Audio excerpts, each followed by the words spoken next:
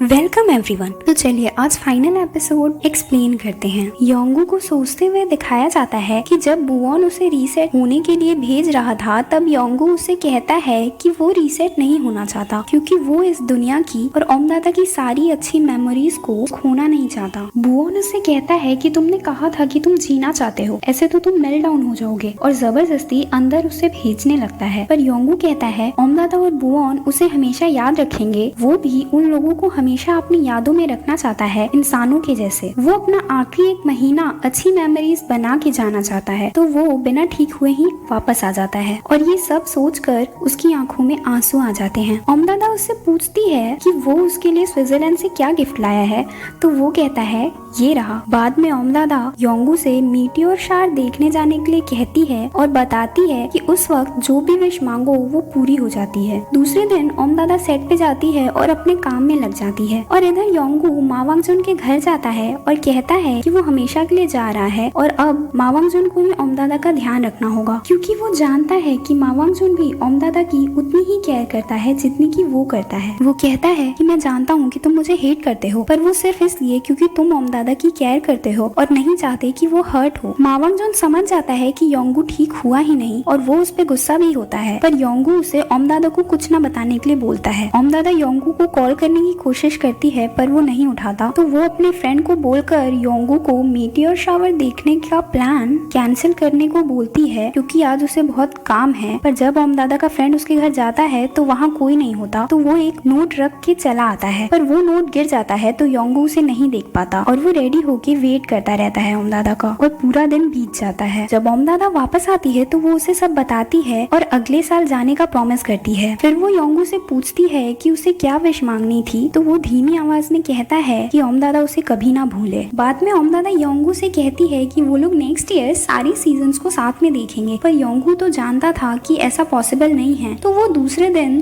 सारे सीजन्स को घर में ही बना लेता है। ओमदादा थोड़ी कंफ्यूज होती है, पर फिर योंगू इतना खुश रहता है कि वो कुछ नहीं कहती। जब वो सेट पर जाती है तो मा वांगजुन को लगता है कि ओमदादा को इन सब के बारे में पता होना ही चाहिए, तो वो सब कुछ उसे बता देता है कि योंगू कभी ठीक हुआ ही नहीं क्योंकि उसके लिए उसे रीसेट होना पड़ता और वो नहीं चाहता था कि उसकी मेमोरीज रीसेट की वजह से चली जाएं। इधर योंगू घर पे होता है तभी डायना वहाँ आती है। नहीं, इस बार वो किसी प्लान के साथ नहीं आई, वो सिर्फ सॉरी कहने आई थी। तो योंगू उसे कहता है कि उसे ओमदादा से सॉरी कहना चाहिए क्योंकि उसने ओमदादा को हार्ट कूलर के लिए बहुत टॉर्चर किया था। फिर वो उसे उसके मेल्टडाउन के बारे में पूछती है तो वो कहता है कि वो ठीक हो गया है, और फिर वो उससे पूछती है कि अगर वो उसकी ओनर होती और वो भी उसे रोबोट नहीं इंसानों के जैसे ट्रीट करती जैसे कि ओमदादा ने किया, तो क्या तब भी उसमें ह्यूमन इमोशंस डेवलप होते? तो योंगू कहता है कि ओमदादा ने कभी उसे एक इंसान के जैसे ट्रीट नहीं किया, वो जैसा है ओमदादा ने उसे वैसे ही एक्सेप्ट किया। फिर वो चली जाती है और फिर ओमदादा आती है और योंगू के शूज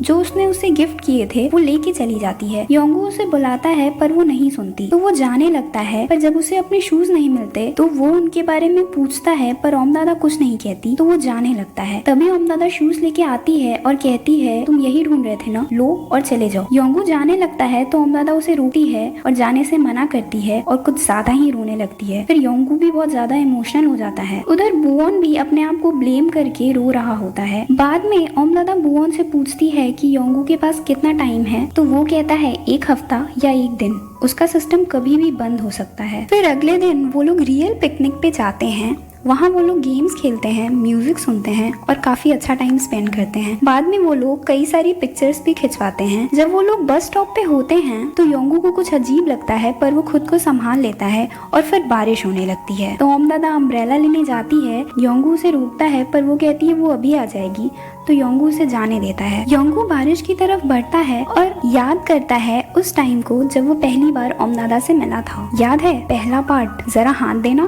फिर वो सारे मोमेंट्स को याद करता है और सोचता है कि ये सब पहले से डिसाइडेड था क्योंकि यही डेस्टिनी थी। वो सोचते हुए ओमदादा को सॉरी कहता है और बोलता है कि मैंने प्रॉमिस किया था कि मैं हमेशा तुम्हारे साथ रहूंगा और तुम्हें प्रोटेक्ट करूंगा, पर मैं वो प्रॉमिस पूरा नहीं कर पाया, पर मैं खुश हूँ कि मुझे तुम्हारे साथ टाइम स्पेंड करने का मौका मिला। इस इस दुनिया में एक इंसान के जैसे रहने का मौका मिला। फिर वो कहता है कि मेरे लिए ज्यादा रोना मत, और बहुत टाइम बीत जाने के बाद अगर तुम मुझे भूलने लगो तो अपने आप को ब्लेम मत करना, ज्यादा सैड मत होना, क्योंकि मैं हम दोनों की तरफ से हमारी सारी मेमोरीज को हमेशा याद रखूंगा। और फिर इस स्टोरी का एंड भी वहीं पे होता है जहाँ से इसकी शुरुआत हुई थी, और योंगू आखिरी बार कहता है 안녕, 내 여자친구. ओम दादा जब वापस आती है तो योंगू पूरी तरह शट डाउन हो चुका होता है और उसके हाथ में उसका A+ का स्टिकर होता है, और ओम दादा उससे सॉरी कहती है कि वो लेट हो गई।